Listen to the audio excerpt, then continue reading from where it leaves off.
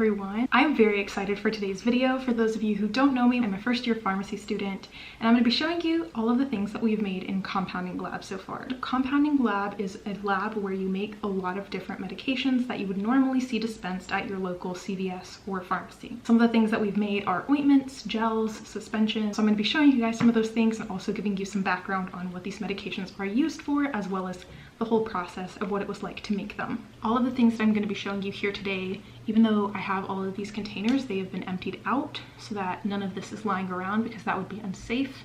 Some of the things that were like within potency range and that are still good according to their expiration date are still in here. For example, this has some liquid in it.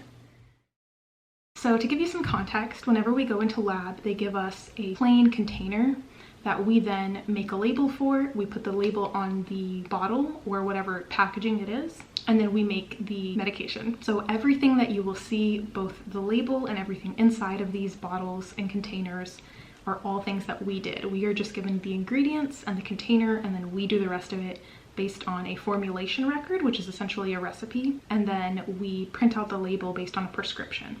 I'm not gonna lie to you, compounding lab is not my favorite. I'm not very good at it. And I've made a lot of zeros in lab because in order for things to be in USP guidelines or USP standards, they have to be within a 10% range. So they have to be 90% to 110%. Most of mine were way over, so they weren't able to be used, and for that reason, I got a 0.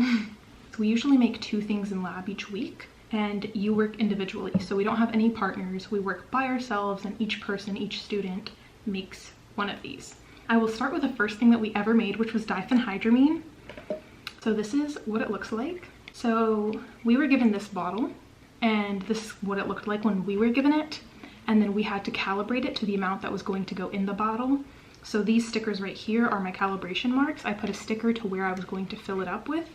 And then I went ahead and made the solution that went in here. Diphenhydramine is Benadryl, so this was a Benadryl solution. You'll see that it has some auxiliary labels. The auxiliary labels are these labels here in blue. These auxiliary labels are labels that give you a little bit more information. For example, this says may cause dizziness and it needs to be refrigerated. This is the label that we printed out for the patient. This is all made up information, so I'm not giving you anyone's personal information. You can see that looks very similar to something that you would buy at the store. This was 150% potent. I got a 0.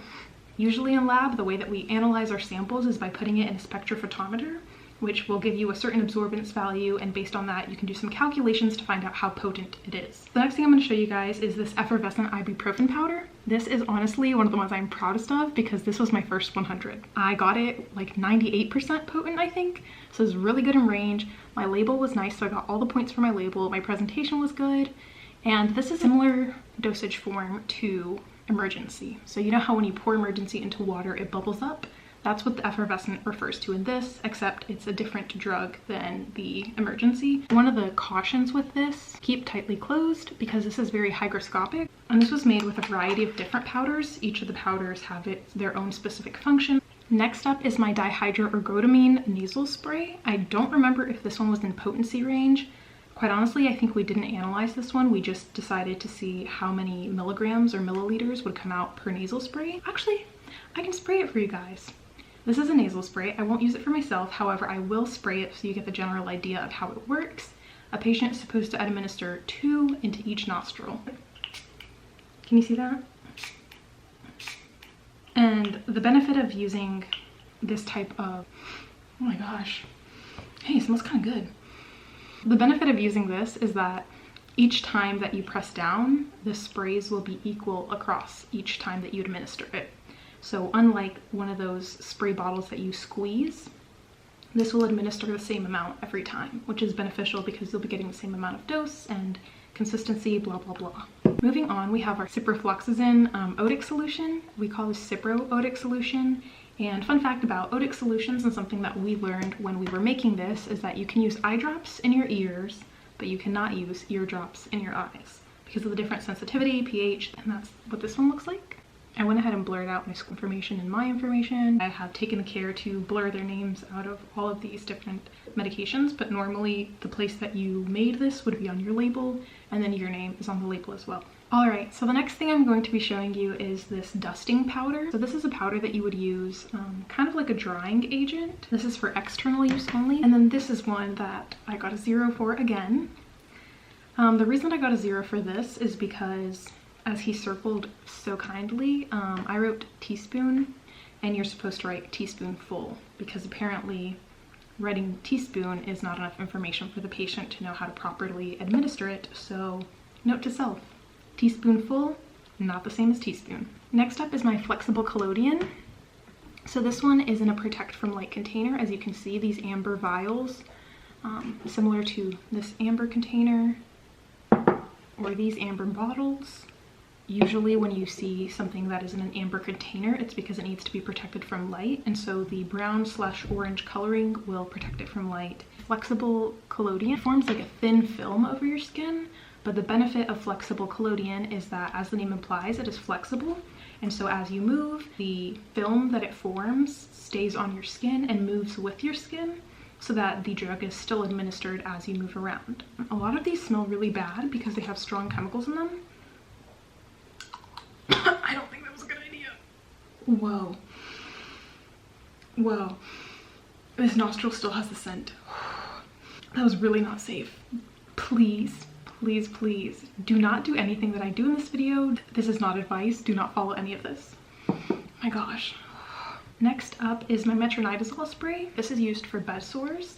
So people who are in the hospital for a very long time and are sedentary and can't get up and move around often develop bed sores. And because it would be very painful to apply any sort of lotion onto that area, you use this spray, which you would spray directly on top. And that way you're not aggravating the area in any way, shape, or form. I'm not gonna smell this one because I think I learned my lesson. Next up is my Niacin oral solution. So if I'm being completely honest, I don't remember what this one does. I dumped all of these liquids out just because I don't think it's safe to have them around the house. And you're supposed to keep these refrigerated, and they were not. A lot of times mine are way too potent. So just for safety reasons, all of these are empty, or mostly empty. This isn't supposed to get on your skin. Uh-oh. I'm back. Please take way more caution and care than I currently am. I'm just so excited and so nervous that it's kind of turning into a disaster of a video, but I'm very excited to show you guys these things. I'm a little concerned. We'll see if by the end of this video my hand has a reaction to the niacin, but I just remember that one huge side effect with niacin is that if you overdose, or if you just take too much, or if you take it when you're not supposed to, or even if you take the right amount, one side effect of niacin is that it causes dermal flushing, which means that your face turns very, very, very bright red. Your face, your skin, your dermal areas. So yeah, that's a side effect. But I think it's only if you like drink it, and I didn't. Anyway, this video is absolute chaos. I'm so sorry. I get really nervous when I vlog. I'm trying very hard to stay calm, cool, and collected. And then another thing that we made was Salicylic suspension. So it's a similar bottle again. We use these bottles for liquids, so either a solution or a suspension. The difference between a solution and a suspension is that a solution is uniform in content and it's just liquid, whereas a suspension has a solid particle dispersed into a liquid. And suspensions often settle. So unlike a solution, which is uniform throughout, suspensions need to be shaken before they are taken so that you can make the contents uniform. And that's why you'll also see this one has a label that says shake before using. This one is one that I'm pretty excited about because it's just so cool, and I remember when I saw it, I was like, I made that? So I do want to squirt it out for you guys because it's really cool, like I said. So this one is my Salicylic acid coal tar ointment. This one is used, if I remember correctly, used to like peel skin away. So this is the container that it came in. And normally when we give this to a patient, we put this in a different container for them, but this is just the container that we have in lab. The container that a patient would get is called a toppy click. So it looks like a deodorant stick, and you just click and dispense the amount of drug. And I'm going to show you what it looks like on the inside because I'm very excited. I'm very proud of how it turned out. It's really cool. That's what it looks like on the inside. The thing about this is that we used a bunch of different ingredients. So the base that we used was white and it became yellow because we added different things in. We mixed all these different powders together. We mixed liquids in there. So it's kind of fun and kind of cool. Fun is a bad word. It's a very stressful environment and it's very not fun when you make zeros, but it's cool to see the finished product, and it's cool to make these things and feel accomplished, even if you make zeros. In order to dispense it, this container here, you just push up on the bottom and it'll come out the top. I'm a little concerned. So I push up and you can see it's coming out. Another thing that we made, which I was very, very proud of these. These are my Lidocaine Gel syringes. I think I made about 12 of them. They're so cute. Tell me they're not cute. You can't tell me that. They look like little jellyfish. Look at how cute. These specifically are meant to be used in your cheek. So these are for like dental procedures. You would remove the cap and then put it like in your cheek and push.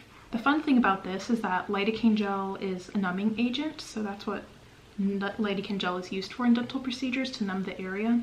So that's them, and then I put them in this white little box. And then as always, the box has its label that tells you the medication, how to take the medication, how long the medication will last. And then these are my pride and joy. They're the cutest things I have ever made. I am so proud of them. Look at how tiny, look at how cute. You cannot tell me that it's not cute. So you slide them out of their sleeve. And these are troches. You might be wondering, what is a troche? It's a very fancy way of saying a lozenge or a cough drop. So we made these all by ourselves.